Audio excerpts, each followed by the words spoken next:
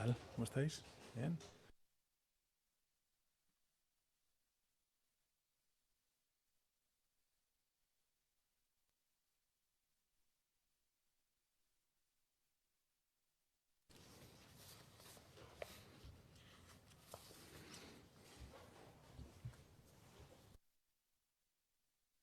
Muy bien, buenas tardes a todos y a todas. En las primeras comparecencias de esta crisis del COVID, dije que el primer logro en la batalla contra el COVID-19 llegaría cuando superáramos el pico de propagación de la enfermedad y doblegáramos la curva. Lo hemos conseguido entre todos. También dije que el segundo logro llegaría cuando el saldo de altas médicas fuese superior al de nuevos infectados. Y también los datos atestiguan que hemos logrado con creces entre todos ese objetivo. Y que el tercer logro tendría lugar cuando el número de contagios cayesen en picado. Ahí está también. Los datos de las autoridades sanitarias nos indican que efectivamente esa curva está bajando y de manera muy intensa y, en consecuencia, que hemos logrado ese resultado entre todos, con el esfuerzo de todos. Nuestro reconocimiento a los profesionales sanitarios, a las fuerzas y cuerpos de seguridad del Estado, al Ejército, a todos los compatriotas siempre será poco.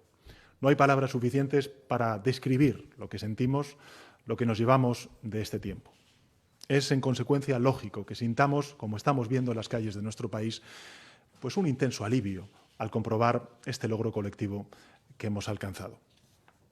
Pero, al igual que reconocemos este esfuerzo y los logros y los resultados tan extraordinarios que estamos disfrutando a lo largo de estas últimas semanas en términos de contagios y de evolución de la pandemia, me gustaría subrayar algo muy importante, y es que no podemos relajarnos, que debemos mantener la prudencia, que hemos de seguir las normas que nos dictan las autoridades sanitarias, que el virus sigue acechando, que es una amenaza gravísima y que, en consecuencia, hay que apelar a la responsabilidad individual, además del conjunto de instituciones públicas. La responsabilidad individual en este momento de desescalada, de fase final de esta emergencia sanitaria, es prioritaria, es fundamental si queremos defender lo colectivo, la salud pública del conjunto de la ciudadanía.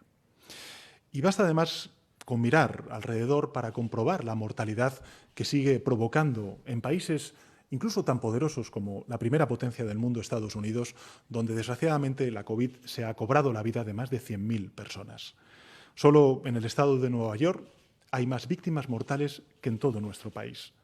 Por tanto, no podemos olvidar tan pronto el sacrificio de todos durante el confinamiento, la abnegación de nuestros profesionales sanitarios, las miles de vidas que desgraciadamente el COVID-19 se ha llevado a lo largo de estas semanas tan intensas, tan duras. En consecuencia, pido prudencia y pido también respeto a las reglas sanitarias para evitar cualquier tipo de recaída, por mínima que sea, porque es un riesgo real, no solamente para nuestro país, sino para el conjunto del planeta, como hemos visto a lo largo de estos últimos meses. Pero lo cierto es que casi hemos logrado lo que nos propusimos, y lo hemos conseguido siguiendo el plan que trazamos con el Consejo de los Expertos y gracias también a un instrumento constitucional que se ha declarado como esencial para permitir la limitación de la movilidad y, en consecuencia, contener la expansión del virus. Me estoy refiriendo al estado de alarma que viene reconocido y recogido en el artículo 116 de la Constitución española. Es verdad que empezó siendo un estado de alarma con restricciones muy severas. Luego fuimos suavizándolo e introduciendo alivios que ahora mismo están empezando a notarse en muchos sectores económicos y también en el día a día en los espacios públicos, en el uso por parte de la ciudadanía de los espacios públicos. Y ahora estamos a punto de llegar a puerto, estamos a punto de llegar a buen puerto.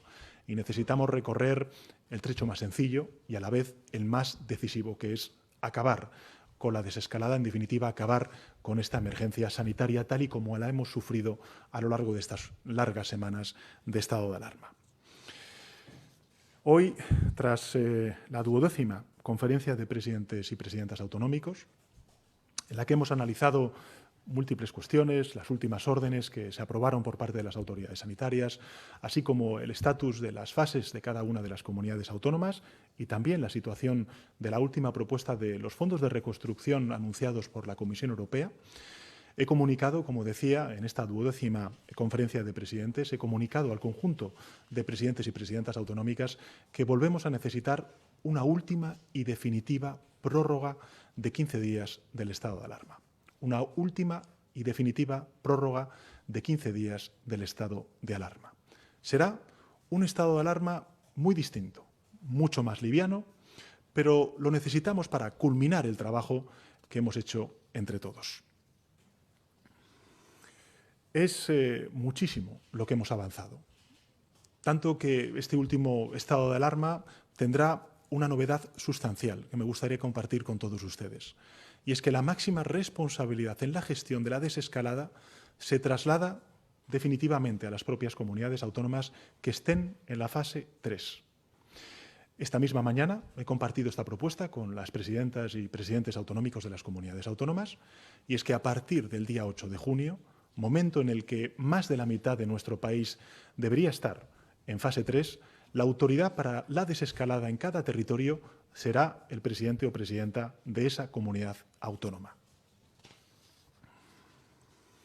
Serán, por lo tanto, los presidentes autonómicos quienes decidirán cómo gestionar los ritmos, las modalidades de la vuelta a la nueva normalidad en sus respectivos territorios, incluyendo el paso de fase y su duración. En consecuencia, lo que estamos haciendo es pasar de la cogobernanza que hemos tenido durante estas últimas semanas a la gobernanza plena por parte de las comunidades autónomas, que no olvidemos nunca son las que ostentan la competencia en materia de sanidad. Naturalmente, igual que contamos con la colaboración de las comunidades autónomas hasta ahora, a las que agradezco de corazón el trabajo realizado, ahora van a ser las comunidades autónomas quienes podrán contar con el respaldo del Gobierno de España, con el respaldo, en este caso, del Ministerio de Sanidad, que mantendrá funciones de cooperación e información general y también con el asesoramiento de sus especialistas, en particular del Centro de Coordinación de Emergencias Sanitarias que dirige brillantemente el doctor Simón. Pero la capacidad de decisión, y esto es lo que me parece relevante para trasladarles a ustedes, de esta última fase de la desescalada corresponderá a cada comunidad autónoma, a cada presidente o presidenta de comunidad autónoma. Es decir, en manos del Gobierno, lo único que quedará será la regulación de la movilidad.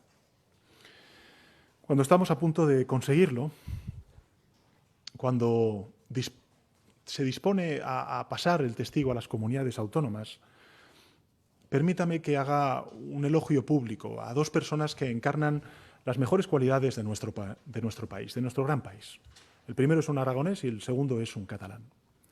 El primero es un funcionario, es un servidor público, a quien ni siquiera conocía antes de esta terrible crisis y que fue además elegido y designado por otro gobierno, por otra administración. He podido tratar al doctor Simón en las horas más extremas, en los momentos más oscuros, y siempre le he visto igual, como le han visto a diario el conjunto de españoles y españolas, entregado a su trabajo y entregado al bien común, pensando en el país más que en sí mismo, hasta cuando estuvo infectado por el mismo virus que combatía. Le he visto enlazar días y noches, trabajar hasta la extenuación, soportar estoicamente el desdén de los más ignorantes, las críticas más descabelladas. Como todos los españoles, le he visto explicarse una y otra vez, responder a todo tipo de dudas, de preguntas, reconocer con modestia, como se tiene que hacer, los límites del conocimiento científico del que disponemos, admitir, en consecuencia, con humildad, nuestra indefensión en momentos duros. Nunca, nunca se ha dejado arrastrar por la provocación, ni una sola vez. El segundo elogio se refiere a un político que conocía ya antes de este trance, pero a quien he vuelto a descubrir nuevas y enormes cualidades en estos días tan límites que hemos vivido el conjunto de la sociedad española. El ministro de Sanidad, Salvador Illa, nunca ha fallado ni ha desfallecido.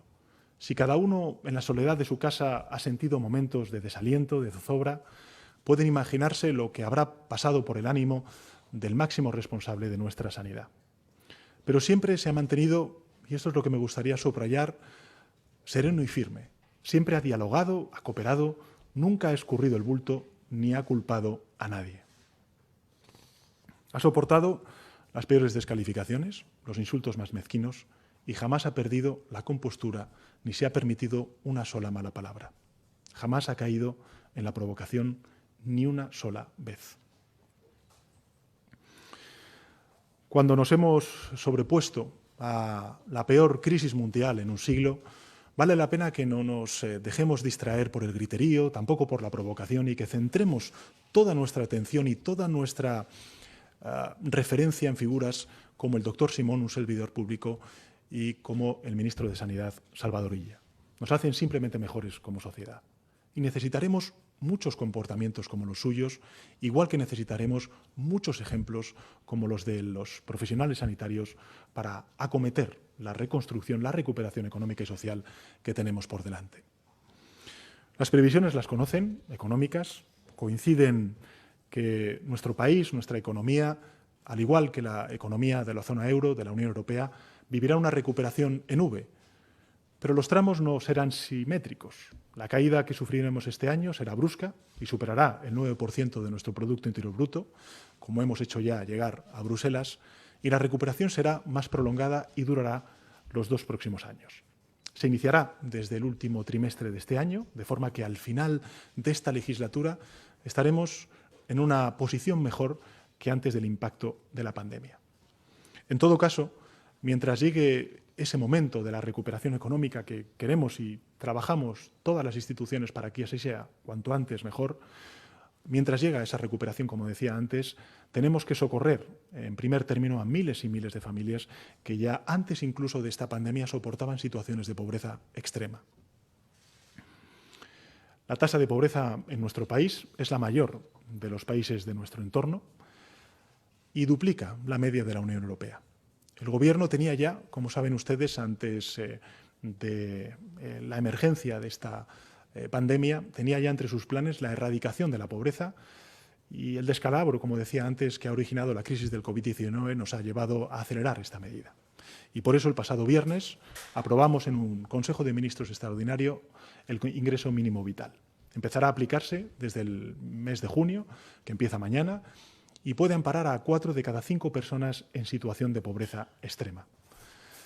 Esto supone más o menos que 850.000 hogares y más de 2 millones de personas se puedan ver beneficiados por ello. Este Gobierno tiene el compromiso de erradicar la pobreza que conlleva como principal prioridad erradicar la pobreza infantil y dar cumplimiento en consecuencia a las recomendaciones que cada año, desde el año 2014, nos hace el Consejo de Europa a España. También, como saben, este Gobierno está comprometido con la Agenda 2030, con los Objetivos de Desarrollo Sostenible, que recoge en su primer objetivo poner fin a la pobreza en todas sus formas. Para que se hagan una idea, la tasa de pobreza en nuestro país es la mayor de todos los países de nuestro entorno, como decía antes, duplicando la media de la Unión Europea y triplicando a países como Alemania. Solo en España, el porcentaje de hogares por debajo del 30% de la renta mediana roza el 7%. Una situación que afecta a más de 2 millones de niños y niñas en nuestro país. Es decir, nuestros hijos, nuestras hijas y la que es la próxima generación de nuestro país. Debemos protegerles, debemos ayudarles a avanzar. No vamos a permitir más infancias rotas, más generaciones sin futuro o más familias sin esperanzas. Nuestros hijos, nuestras hijas, nazcan donde nazcan, vivan donde vivan, deben tener las mismas oportunidades, los mismos derechos, sin riesgo alguno de exclusión. Se trata simplemente de hacer lo que es justo, de garantizar una vida digna y saludable a aquellos que, hasta en los peores momentos, como la actual emergencia sanitaria, nos devuelven la sonrisa para llenarnos de optimismo. Ni el Gobierno de España, ni tampoco la sociedad española van a mirar para otro lado mientras nuestros compatriotas forman colas para comer, sobre todo para dar de comer a nuestros niños y nuestras niñas. Desde este viernes, y como consecuencia de la aprobación de este ingreso mínimo vital, nuestro país ha ganado en justicia social, pero sobre todo, y esto es lo que me gustaría también compartir con ustedes, ha ganado en decencia. Socorrer a los más vulnerables será una prioridad. Lo está siendo ya en la reconstrucción económica y social, pero en paralelo debe discurrir la reconstrucción y la recuperación económica. Y las prioridades económicas estarán alineadas con aquellas que señala Europa. Desde el primer momento, Ustedes lo han visto en la acción que ha desplegado el Gobierno de España a lo largo de estas últimas semanas.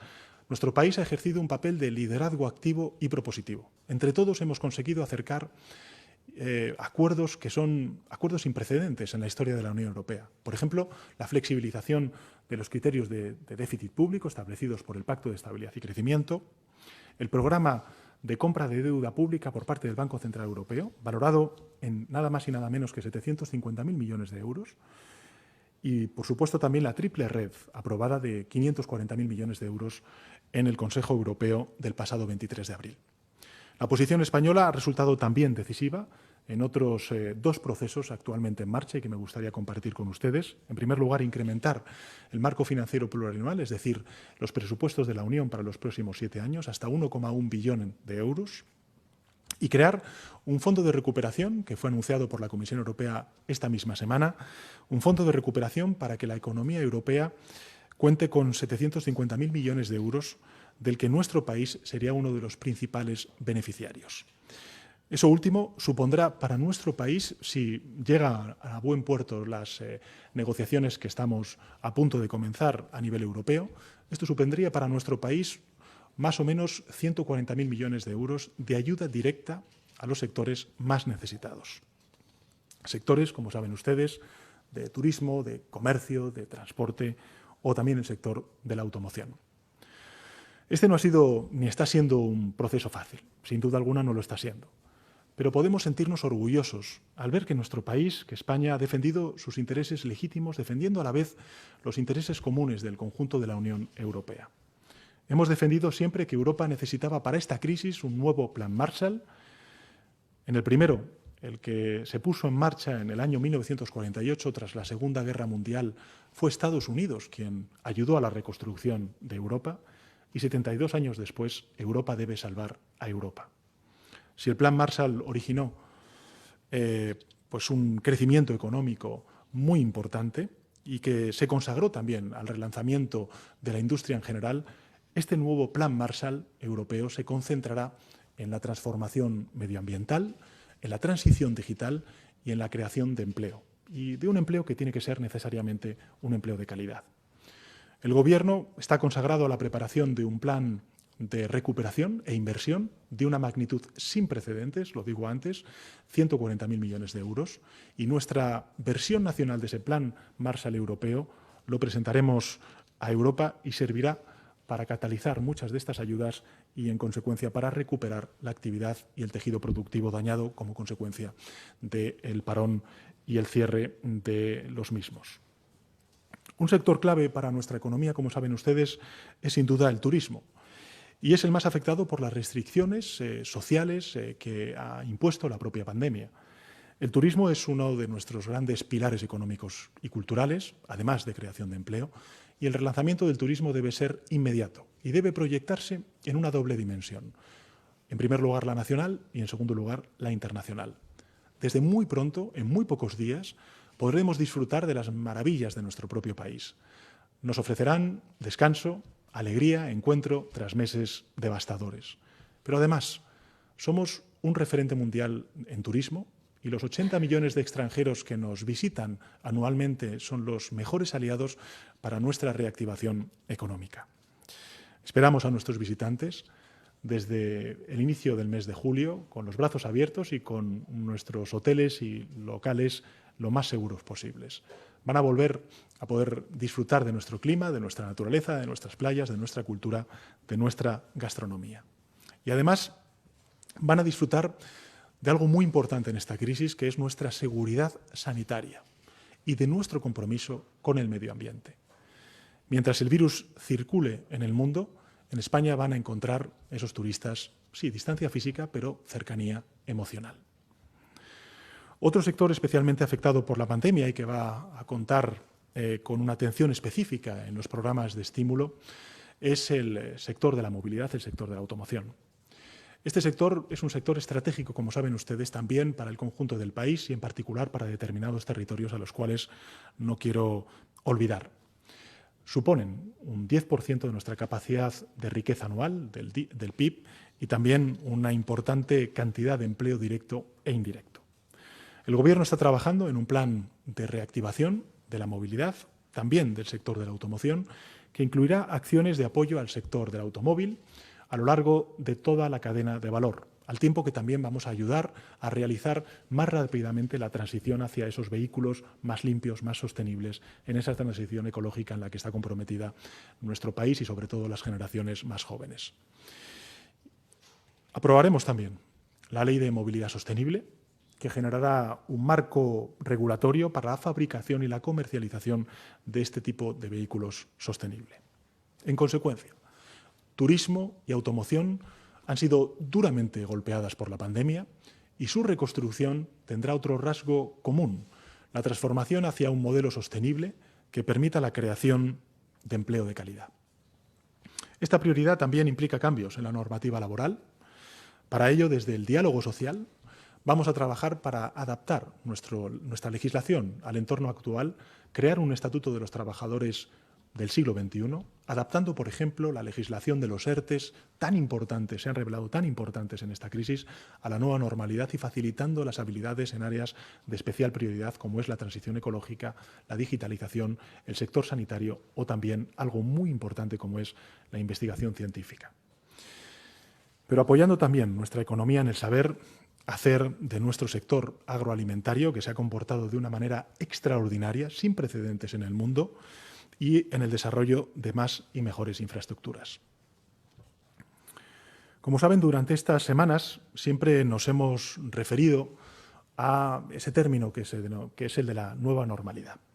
Y añadimos siempre la coletilla siguiente, y es que hasta que dispongamos de una vacuna. Y precisamente en dirección a esa vacuna se orienta en estos momentos un volumen ingente de recursos y de talento en todo el mundo. España está participando en varios proyectos europeos conjuntos. En estos momentos un total de 10 equipos investigadores financiados por el Fondo COVID-19 que aprobó el Gobierno de España se encuentran en la fase preclínica de proyectos que buscan la vacuna desde orientaciones diferentes.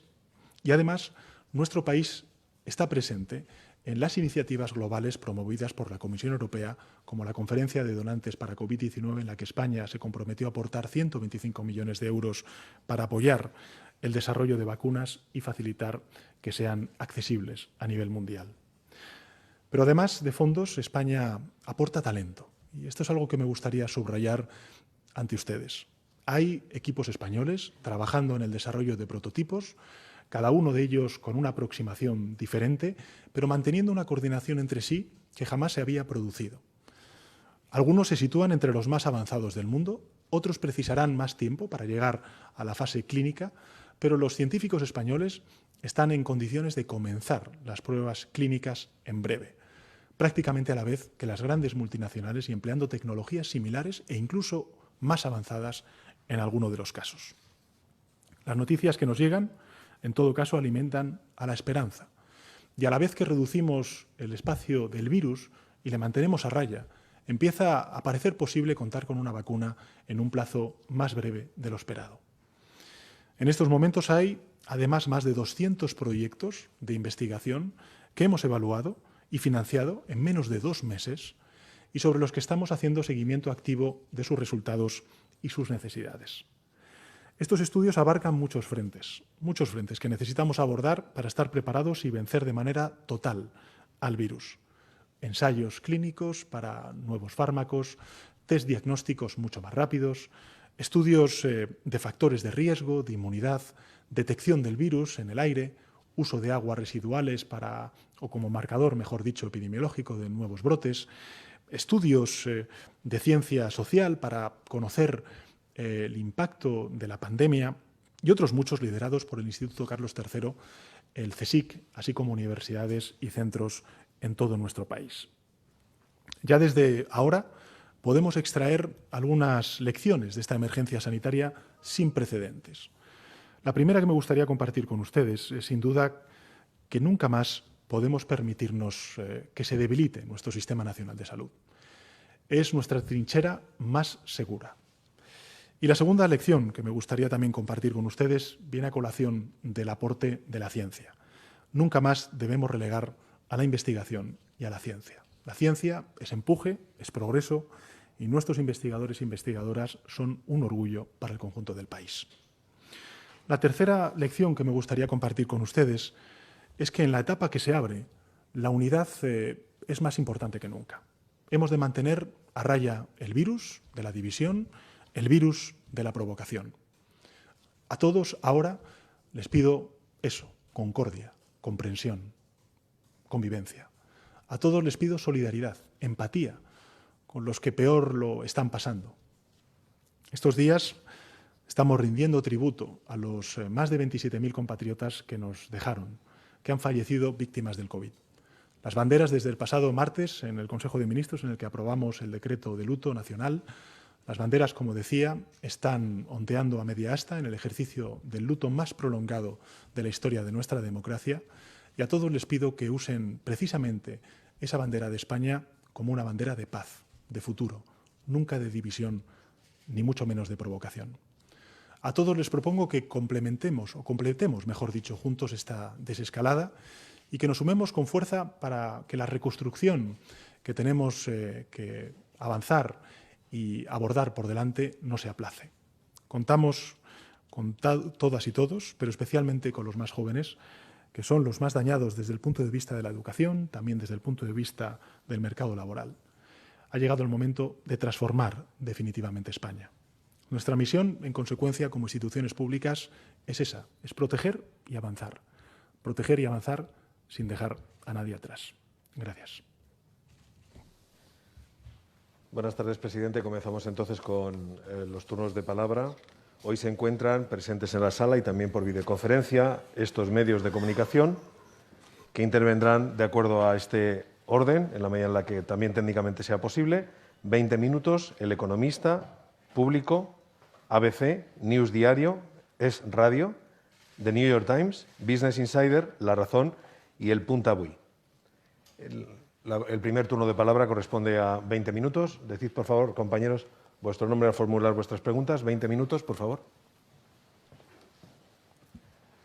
Hola, buenas tardes, presidente. ¿Qué tal? Quería preguntarle, en primer lugar, por la extensión de la prórroga hasta el 21 de junio. Cuando se levante en este ritmo, habrá territorios como Madrid y Barcelona que estarán muy grandes en fase 3. ¿Cómo se van a mantener las restricciones de movimientos, no habiendo ya estado de alarma, si va a ser mediante un Real Decreto Ley, como el que apuntó hace unos días la vicepresidenta Calvo? Y sobre la prórroga también, pero sobre los apoyos parlamentarios, me gustaría saber si va a buscar activamente el sí de Ciudadanos esta vez, una vez que se ha garantizado el apoyo de PNV y la abstención de Esquerra, y si ya han empezado los contactos con Ciudadanos. Gracias. Muchísimas gracias por tu pregunta. Vamos a ver, respecto a este nuevo estado de alarma y efectivamente lo que indicaba usted sobre Madrid y Barcelona. La idea es esa, la idea es que a partir del 8 de junio sean las comunidades autónomas y los presidentes autonómicos las autoridades delegadas y, por tanto, ya no va a ser el Ministerio de Sanidad ni el Gobierno de España. El Gobierno de España solamente se va a encargar de restringir la movilidad. Es más, a partir del 8 de junio hasta el 21 de junio habrá comunidades autónomas enteras que estén ya en la nueva normalidad y, por tanto, se pueda levantar el estado de alarma. Y a partir de ahí, efectivamente, habrá dos comunidades autónomas, en este caso Madrid y parte de Cataluña, que, sobre todo el área metropolitana y la ciudad de Barcelona, que vamos a ver cuál es la evolución de la epidemia, del COVID-19, pero que efectivamente puedan estar en fase 3. Y entendemos que, dada la evolución de la misma, no será necesario prolongar aún más el estado de alarma. Y en relación con el apoyo del Grupo Parlamentario de Ciudadanos, lo he dicho públicamente y también lo he dicho en privado, agradecemos de corazón la responsabilidad de todos los grupos parlamentarios que apoyan el estado de alarma, porque de verdad que el estado de alarma ha funcionado. Es el único instrumento, por cierto, constitucional, para poder utilizar de manera extraordinaria una decisión que implica una renuncia a un derecho fundamental como es el de la libertad de movimiento y también la libertad de reunión, pero que se ha revelado como absolutamente fundamental para la contención del COVID-19 y su extensión a lo largo del territorio. Es más, siempre lo he dicho, hay muchas comunidades autónomas que ahora mismo han registrado unos niveles de afectación de la epidemia tan bajos como consecuencia de que el confinamiento y los estados de alarma que hemos puesto en marcha a lo largo de estas semanas tan largas, ¿no? Casi, bueno, van a ser 3 meses, han beneficiado y mucho porque las pusimos, digamos, al nivel de exigencia de los territorios más afectados por la epidemia, como es el caso de la Comunidad de Madrid. Pero, respondiendo a su pregunta, por supuesto que vamos a hablar con el Grupo Parlamentario de Ciudadanos, como estamos hablando con otros grupos parlamentarios, y a mí me gustaría apelar en este último y definitivo estado de alarma, a todos los grupos parlamentarios, a su responsabilidad y, sobre todo, a su generosidad, porque necesitamos 15 días más para, de una forma definitiva, acabar con esta emergencia sanitaria. Lo que tiene que quedar claro es que el Gobierno de España siempre ha solicitado el estado de alarma para un objetivo, y solo para uno, que es defender la salud pública y salvar vidas en nuestro país. Y el estado de alarma, y ahí están los datos, han salvado vidas en nuestro país. Interviene ahora el economista. Adelante. Sí, buenas tardes, presidente. Soy Rubén Esteller, del diario El Economista. Retomando un poco el hilo de lo que acaba de comentar, no sé si cuando se refiere usted a retomar esos contactos con todos los grupos parlamentarios también incluye a Bildu en este caso. Luego ha nombrado usted este plan de 140.000 millones para la reconstrucción, principalmente que va a haber también ciertas medidas para el sector del automóvil. Me sorprende que no ha nombrado al COA, ¿no? No sé si tras 18 meses sin el estatuto para los consumidores electrointensivos el Gobierno también va a acelerar esta medida o si va a tomar algún tipo de medida para esta industria electrointensiva, principalmente situada en el norte del país y en Cataluña. Y luego quisiera saber qué le parece la incorporación de los exministros Montilla y Blanco al Consejo de Administración de Enagás, después de las críticas que desde sus socios de gobierno y también desde el propio Partido Socialista han tenido a las puertas giratorias en los últimos años, y si se plantea el Gobierno alargar las ayudas para la cese de actividad para los autónomos, como han solicitado ya ATA y UPTA. Muchas gracias. Bueno, muchas gracias, Rubén, por sus preguntas. En relación con lo primero, nosotros vamos a hablar con todos los grupos parlamentarios que no han rechazado la prórroga. Es decir, aquí hay 2 grupos parlamentarios, el Partido Popular y Vox, que han dicho que no a la prórroga, también Junts per Catalunya, pero el resto de grupos parlamentarios, al menos en lo que es la comunicación con nosotros, incluso también la comunicación pública, no han rechazado esa prórroga. Vamos a hablar con todos los grupos y, por tanto, a partir de ahí, lo más importante es, insisto, que se prorrogue 15 días más el estado de alarma, el último y definitivo estado de alarma, precisamente para garantizar el que superamos de una manera definitiva esta emergencia sanitaria. Y, por tanto, podemos focalizarnos y volcar todas nuestras energías en todo aquello que usted está indicando en sus otras preguntas, que es precisamente la recuperación económica y social derivada de esta crisis del COVID. Esta crisis del COVID tiene 3 dimensiones: la sanitaria, que ya parece que la estamos, venciendo definitivamente, siempre con prudencia, siempre con muchísima precaución, apelando a la responsabilidad individual. Estamos viendo rebrotes que son fruto de la irresponsabilidad individual de algunas personas, pero en esos rebrotes también estamos viendo algo muy importante, y es precisamente la capacidad mayor que tienen las comunidades autónomas de detección precoz de estos casos marginales, pero que desgraciadamente, si echamos la vista atrás, pues también podemos decir que fue así como comenzó todo, con pequeños casos, con casos muy puntuales, donde la trazabilidad estaba bastante, garantizada, se conocía, pero evidentemente luego todo explosionó. Por eso creo que es muy importante ser muy conscientes de que la responsabilidad individual es fundamental si queremos mantener a raya a un virus que continúa al acecho. Por tanto, esa crisis sanitaria, pero también la crisis económica y social, y ahí entro en las preguntas que usted ha hecho. En primer lugar, en relación con el cese de actividad, yo creo que de los trabajadores autónomos creo que se ha revelado como un instrumento muy importante, inédito en la historia de nuestro país, donde hay más de 1.100.000 trabajadores y trabajadoras autónomos que se están beneficiando de esta prestación extraordinaria. Y no solamente se están beneficiando de ese tipo de prestaciones, sino de otras muchas, de moratorias, en el pago de impuestos, alquileres, etcétera, etcétera, etcétera, que ha puesto en marcha este Gobierno para no dejar a nadie atrás. En segundo lugar, en relación con Alcoa, sabe usted que el Ministerio de Industria, Comercio y Turismo está hablando precisamente con la empresa, que es un tema recurrente a lo largo de estos 2 años que llevo al frente del Gobierno y que, en consecuencia, lo que estamos intentando es garantizar los empleos y la perdurabilidad, lógicamente, de esta importante industria en nuestro país.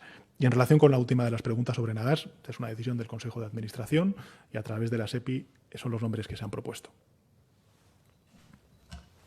Público, ¿tiene la palabra?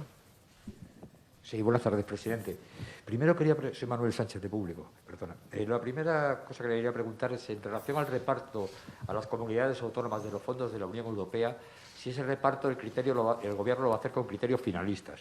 ¿Cuáles serían esos criterios y si en los mismos estaría la sanidad pública como uno de los elementos fundamentales? Y luego, por otro lado, con respecto a la renta mínima, sabe usted que hay partidos que no le ha gustado esta medida, incluso algunos se han burlado de ella. Quería preguntarle si el Gobierno se ha planteado de alguna manera blindarla. Y, por ejemplo, dado que está la reforma constitucional pendiente de la subida de las pensiones, si podría ser una fórmula para llevar la renta mínima a la Constitución. Gracias. Bueno, gracias, Manuel, por sus preguntas, ¿no? En relación con la primera, del Fondo de Recuperación, bueno, hay que recordar que todavía es un proceso de negociación el que tenemos abierto con la Unión Europea. Vamos a ver cuáles son los instrumentos que se van a poner en marcha por parte de la Unión para vehicular todos esos recursos, pero el compromiso del Gobierno de España es la participación de las comunidades autónomas en los mismos, ¿no? Y en cuanto al ingreso mínimo vital, pues la verdad es que no, se lo reconozco, no me había...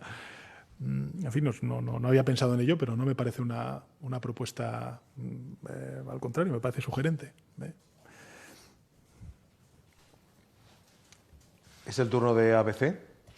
Adelante, ABC. Sí, buenas tardes, presidente. Soy Gregoria Caro, de MC. La primera pregunta es sobre el ingreso mínimo. Teniendo en cuenta que Galicia tiene una prestación similar, ¿el Gobierno no aceptará que sean las comunidades autónomas las que gestionen el ingreso mínimo hoy? ¿O solo podrán hacerlo el País Vasco y Navarra? Y luego, por otro lado, quería saber qué opina de que el vicepresidente Iglesias diga que Vox quiere dar un golpe de Estado y de que luego lo reafirme desde Moncloa. ¿No cree que eso también contribuye poco a la concordia y sí que aumenta la crispación? Y luego una última pregunta. Esquerra quiere que se retome la mesa de diálogo en julio. ¿El Gobierno lo aceptaría o se lo ha planteado? Y eso es todo. Muchas gracias. Pues muchas gracias. Creo que he entendido todo lo que me has preguntado y si no es así, pues me lo recuerdas. Sobre el ingreso mínimo vital, he entendido que si las comunidades autónomas van a participar en la gestión y demás, bueno, vamos a ver, se va a dar a conocer en el Boletín Oficial del Estado el ingreso mínimo vital este lunes y se verán todos los extremos de lo mismo, pero efectivamente el Gobierno de España, en fin, lo que quiere plantear es una igualdad de derechos en todo el territorio nacional. Y, por tanto, es una política que pasa a formar parte de la seguridad social. Y, en consecuencia, eso garantiza, digamos, la igualdad de derechos en todo el conjunto del país, porque hasta ahora lo que teníamos era que cada comunidad autónoma, en función de sus recursos propios y también de su voluntad política y decisión, pues cubría a más o menos colectivos. Ahora estamos estableciendo unos parámetros muy semejantes en el conjunto del país y, en consecuencia, se garantiza esa igualdad de derechos y, sobre todo, esa igualdad de derechos con esa pobreza infantil a la cual yo vinculo y mucho la creación de este ingreso mínimo vital. Y por eso me parece tan fundamental la idea de que no solamente estamos avanzando en justicia social, sino que también estamos avanzando en decencia, porque vamos a sacar de la pobreza infantil a muchísimos cientos de miles de niños y niñas. Y creo que eso es algo que hace a nuestro país mejor y yo me siento muy orgulloso de ello. En segundo lugar, en relación con la mesa de diálogo, el Gobierno de España siempre ha mantenido, y ese es mi compromiso, que íbamos a retomar cuanto antes la agenda de la legislatura, los compromisos de investidura, y si es en el mes de julio cuando se puede celebrar esa mesa de diálogo, pues mejor, porque significará algo fundamental, y es que volvemos a la normalidad, que hemos superado la emergencia sanitaria y que, por tanto, hay una libertad de movimientos en el conjunto del país que, si las cosas van como van, pues lógicamente se producirá más pronto que tarde. recordemos que es el 21 de junio, cuando, en principio, si el Congreso nos da la última prórroga y definitiva prórroga al estado de alarma, pues evidentemente, a partir de ese 21 de junio, esperemos que por toda España podamos circular. Y en relación con las palabras del vicepresidente, yo creo que él mismo respondió en esta misma sala. Él habló efectivamente de no caer en la provocación, y esto me parece muy importante, no caer en la provocación. Creo que el debate público tiene que ser mucho más rico. Ahora mismo la gente lo que quiere de los políticos es que nos encontremos, que arrimemos el hombro, que miremos hacia adelante, que construyamos confianza en nuestras instituciones, porque estamos hablando de la vida y de la salud pública. Y en eso no puede haber debate partidista. Lo que tiene que haber es un horizonte común, un objetivo concertado, que es precisamente al que está apelando el Gobierno de España. Y desde luego creo que el objetivo que tiene el Gobierno de España es la reconstrucción, es vencer a la epidemia, y hay, pues evidentemente, partidos políticos, la ultraderecha, que tiene su agenda. Pero esa es la agenda de la ultraderecha. No creo que sea la agenda ni de la mayoría de los ciudadanos españoles, ni sin duda alguna lo es de este Gobierno. Este Gobierno lo que quiere es apelar a la concordia, a la convivencia, al diálogo, al encuentro, y dejar atrás la confrontación, el enfrentamiento, el caer en la provocación que desgraciadamente algunos actores políticos, pues desde su aparición en la escena pública, no han hecho otra cosa que sembrar esa discordia. Toma la palabra ahora News Diario. Adelante. Valentín, dos preguntas. Una, el 1 de julio vendrán los turistas extranjeros a España y puede que para esa fecha no todas las comunidades, por ejemplo Madrid y Cataluña, con el caso de Barcelona, pueden estar fuera de las fases, es decir, podrían estar aún en fase 3. Mi pregunta es, ¿sería un poco sin sentido que vinieran los turistas y pudieran moverse por todo el territorio nacional y que los ciudadanos españoles todavía no se pudieran mover por todo el territorio nacional? ¿Se entiende que para el 1 de julio ya habrá una movilidad generalizada y que eso va a suponer que las fases se van a ir acelerando hasta esa fecha? Y la segunda pregunta tiene que ver con esto último que usted decía. Usted ha puesto como ejemplo al ministro Illa y al doctor Simón. Nunca un mal gesto, nunca una mala palabra. Sin embargo, hemos asistido durante esta semana a unos espectáculos bastante lamentables que han obligado al presidente de la Comisión de la Reconstrucción incluso a pedir perdón por no haber estado a la altura. Y en parte, uno de esos espectáculos ha sido provocado por una intervención del vicepresidente del Gobierno. ¿No cree que el Gobierno también tiene que mejorar bastante en cuanto a esa reconciliación que usted reclama, sobre todo después de haber hablado al principio del esfuerzo de todos, de la prudencia y del logro colectivo, para intentar sumar a ese logro colectivo al resto de fuerzas políticas? Gracias. Muchas gracias, Juan Pedro. En relación con su primera pregunta, el 1 de julio sí. Yo espero que, si no hay ninguna desviación en lo que es la evolución de la epidemia, pues el 1 de julio, en fin, todo el territorio español pueda recuperar la libertad plena de movimiento en todos y cada uno de sus rincones. Creo que si las cosas van, insisto, como van, y por tanto apelo de nuevo, siento aprovechar su pregunta para volver a repetir, de verdad, no ha desaparecido el virus. Seamos muy conscientes de la responsabilidad individual que tenemos, no echemos por tierra todo el trabajo que hemos y todo el sacrificio y todas las renuncias a las que pues hemos asumido para, con el confinamiento, poner fin a la circulación del virus. A mí me parece fundamental en este momento apelar a la responsabilidad individual de los más mayores y sobre todo de los más jóvenes.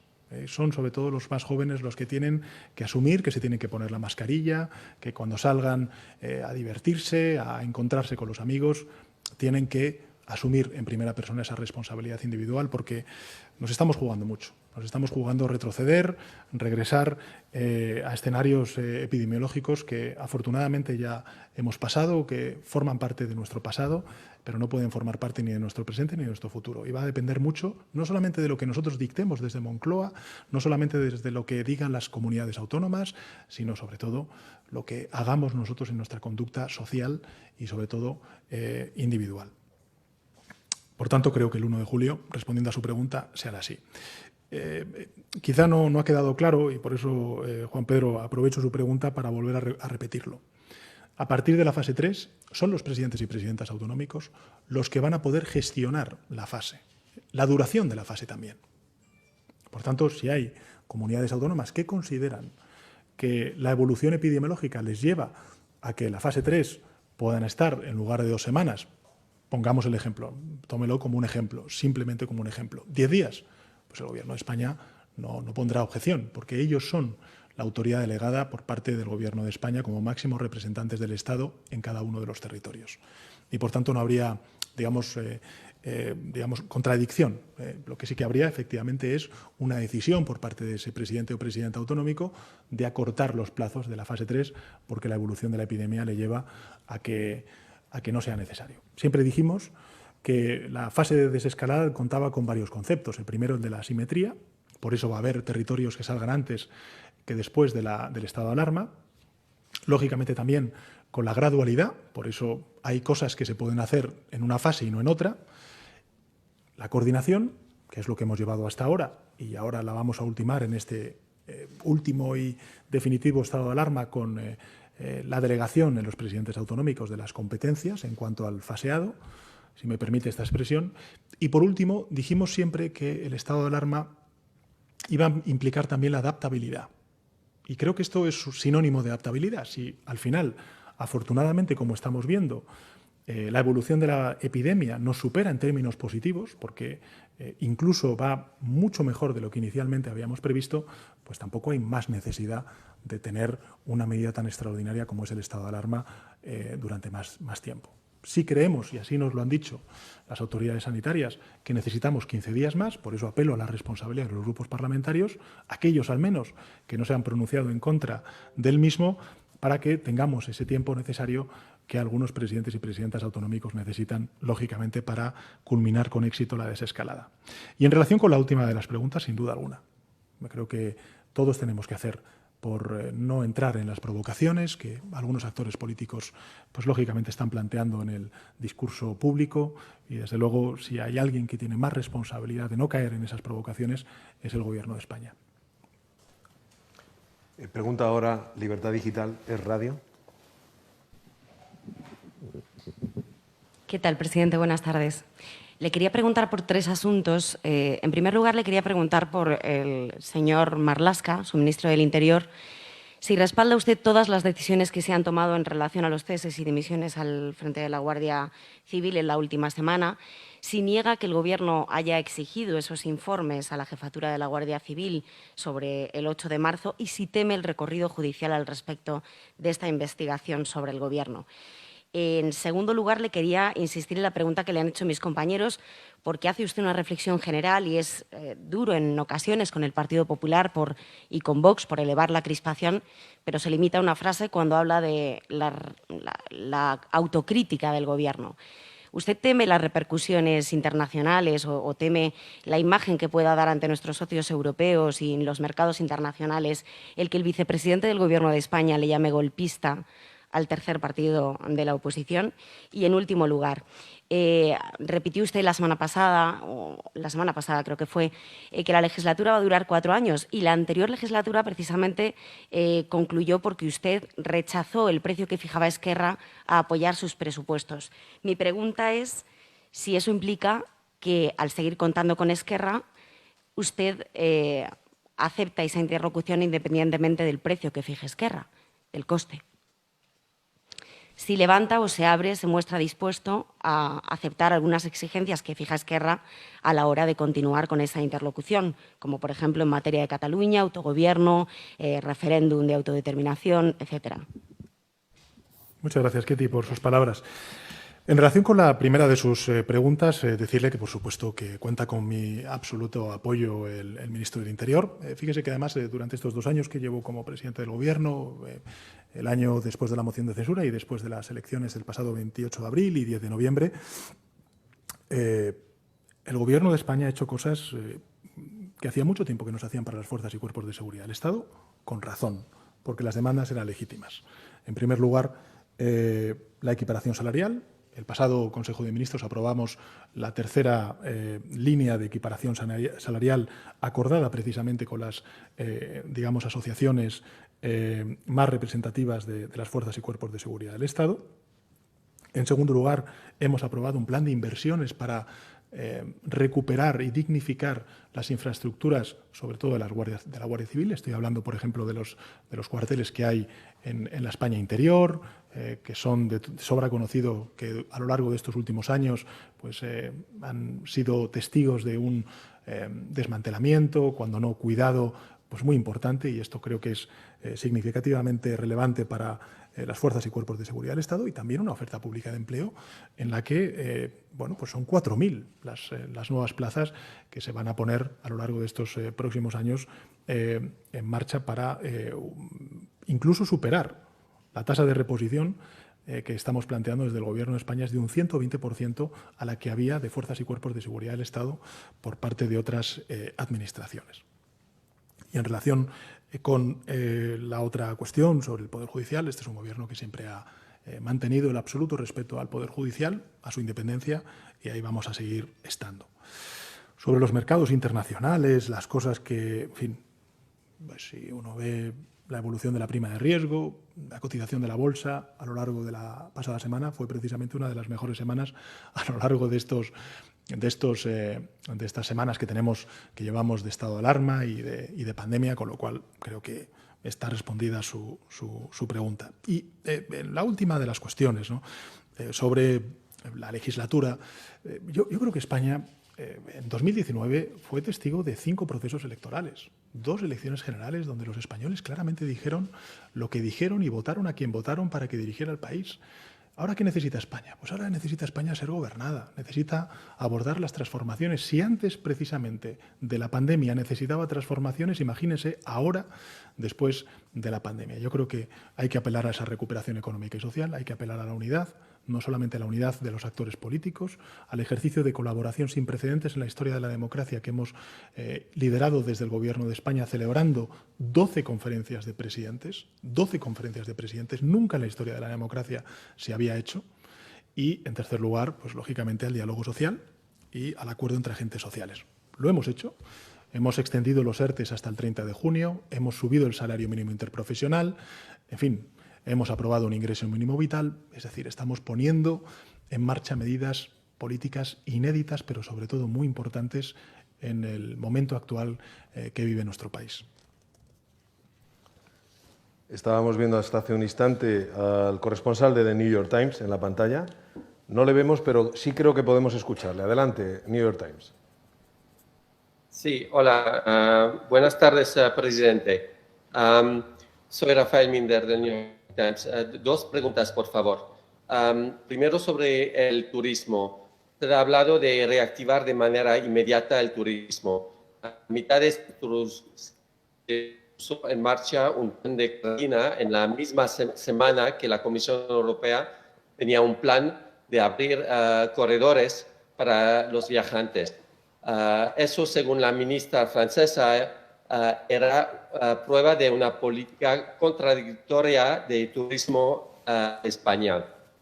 ¿Qué opinión tiene de la necesidad hoy, mirando atrás, de hacer una cuarentena que al final no va a afectar a casi nadie, pero que ha dado esa imagen, incluido en la vecina Francia? La segunda es sobre, en este luto nacional, quería volver al tema de los fallecidos. De golpe, este mes se quitaron casi 2.000 fallecidos de la lista oficial. No tengo constancia de otro país que haya hecho eso, y tampoco noto que se han quitado del todo las discrepancias y las discusiones sobre cuántos fallecidos ha tenido España. ¿En qué momento vamos a llegar a una cifra donde todos están de acuerdo sobre el valor, la cifra, y reconocen la labor que se ha hecho a nivel de contabilizar los muertos? Pues muchas gracias, Rafael. Yo creo que he entendido las 2 preguntas, una sobre el turismo y otra sobre el número de fallecidos. Sobre el turismo, decir que nosotros tomamos esa decisión de cuarentenar y no es el único país de la Unión Europea que ha planteado la cuarentena, es decir, 14 días para los turistas o para las personas que vienen de fuera.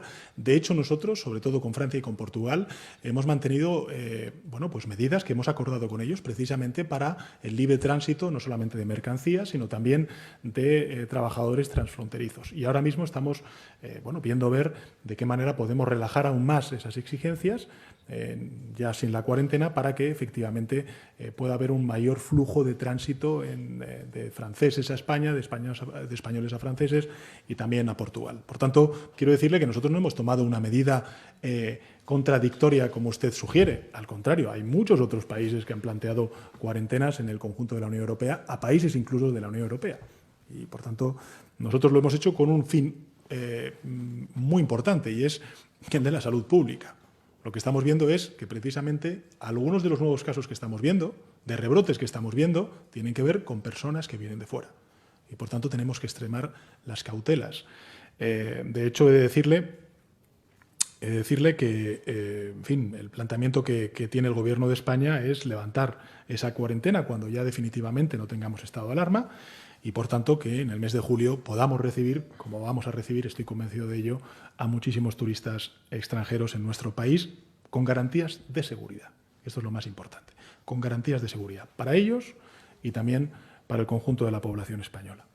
Y sobre los fallecidos, vamos a ver, el Gobierno de España ha mantenido desde el principio una absoluta transparencia informativa sobre todas las cuestiones vinculadas con el COVID-19. Hemos dado datos diarios de todo tipo, de todo tipo para que la ciudadanía pudiera entender, no solamente desde el punto de vista cuantitativo, sino también cualitativo, a qué nos estábamos enfrentando. Aquí ha habido comparecencias de prensa del doctor Simón, de todas las autoridades delegadas a través del estado de alarma, y yo creo que muy pocos países han tenido esa rendición de cuentas, no solamente en el Congreso de los Diputados, sino también ante la opinión pública como ha tenido España. Y yo creo que eso es, y a mí me permitirá que lo diga, a un medio de comunicación internacional y sobre todo estadounidense tan prestigioso como es el New York Times, pues es un motivo de orgullo, porque España efectivamente ha rendido cuentas ante sí misma y en un tema tan fundamental como el de los fallecidos, lo que estamos haciendo ha sido precisamente contabilizar ahora mismo, ya con una cierta perspectiva, cuál es el número real de fallecidos por el COVID-19. También le diré una cosa. ¿Qué es lo que han dicho todos los epidemiólogos? ¿Qué es lo que ha dicho el doctor Simón? O con cualquier experto que usted pueda entrevistar. Pues que las pandemias, hasta que no pasen unos meses, hasta que no esté superada definitivamente y no podamos tener un análisis mucho más real, mucho más sosegado, con una cierta perspectiva, no vamos a saber exactamente cuál es el número de fallecidos. Por tanto, creo que hay como dos fases. En esta primera fase lo que está haciendo el Gobierno de España es informar, ser absolutamente transparente. Incluso cuando hemos tenido que elevar la cifra de fallecidos, o como ha hecho usted referencia, reducir esa cifra de fallecidos, ha tenido que ver con criterios estrictamente científicos y técnicos. Pero, evidentemente, dejamos la puerta abierta a ese estudio que tienen que hacer desde la academia, desde los expertos epidemiológicos, en ver cuál ha sido realmente el impacto que tiene la epidemia en nuestro país. Pero esto está ocurriendo en todo el mundo, en todos los países. Usted, que además pertenece a un medio de comunicación global, sabe que este es un debate que están teniendo todos los países. Y es que es inevitable tener este debate, porque las pandemias tienen también esta incógnita que solamente se puede resolver cuando pasen unos meses y tengamos una perspectiva mucho más cierta y un conocimiento mucho más cierto de la enfermedad a la que nos estamos enfrentando. Toma la palabra Business Insider. Adelante. Sí, muchas gracias, Miguel Ángel. Buenas tardes, presidente. Seré breve. Una duda muy rápida. Teníamos la duda de si una comunidad autónoma tiene que dar vuelta atrás por un rebrote epidemiológico, ¿quién tomaría la decisión? ¿La comunidad autónoma o el ministro Illa? También le quería insistir sobre el paquete de apoyo al sector de la automoción. ¿Le preocupa que, al igual que Nissan, otros grupos del sector con sus centros de decisión en el extranjero sigan su misma senda? ¿Puede concretar algo más de este plan de ayuda? Porque algunos agentes sociales están planteando abandonar los subsidios y apostar por la compra de participaciones directas. ¿Esta opción se contempla?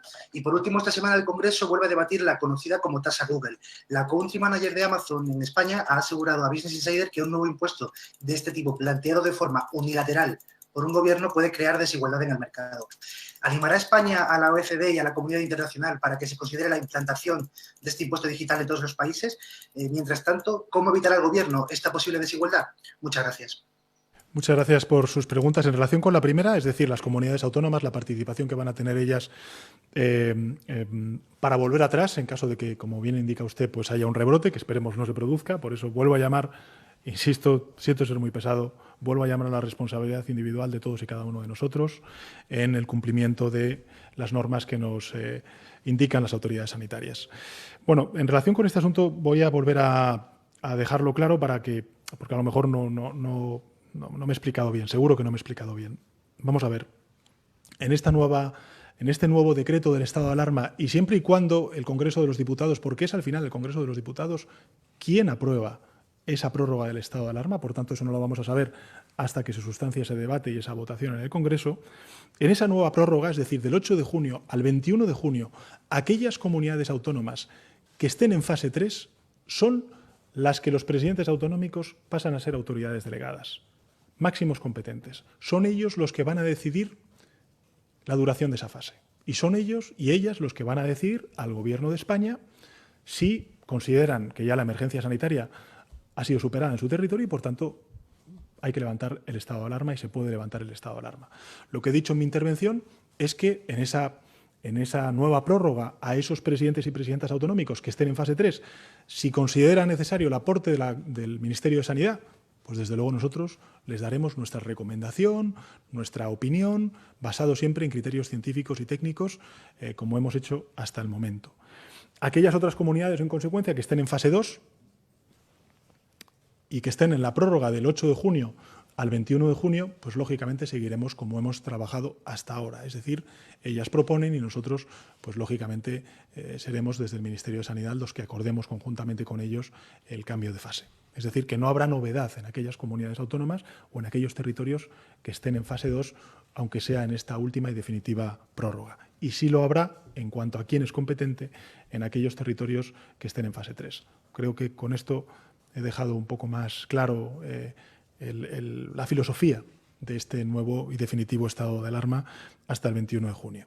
Sobre el sector de la automoción, decirle que el Gobierno de España va a aprobar en un próximo Consejo de Ministros, no en el próximo, digo en un próximo Consejo de Ministros, tan pronto como sea posible, un importante programa para el sector de la automoción, acordado con el sector y en base a una nueva movilidad eficiente y sostenible tras el COVID-19. Y va a tener 6 pilares que le avanzo.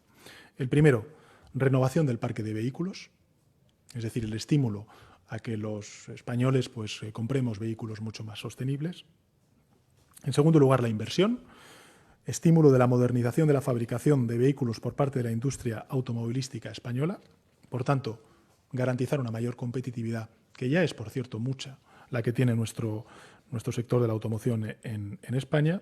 En tercer lugar, el impulso a la I+D+I. En cuarto lugar, la fiscalidad del sector automovilístico. En quinto lugar, la liquidez y la financiación de las empresas, algo que ya estamos haciendo también a través de las líneas ICO. Y en sexto lugar, las medidas en el ámbito laboral. También son cuestiones que hemos trabajado conjuntamente con el sector a lo largo de estos 2 años. Y un conjunto, además de estas 6 pilares, un conjunto de medidas transversales. En primer lugar, un plan estratégico de apoyo integral al sector de la automoción. En segundo lugar, una armonización de medidas de movilidad, que es importante. En tercer lugar, el hidrógeno verde. En cuarto lugar, la cadena de valor de las baterías. Y en quinto lugar, el uso de las TICs para la nueva movilidad.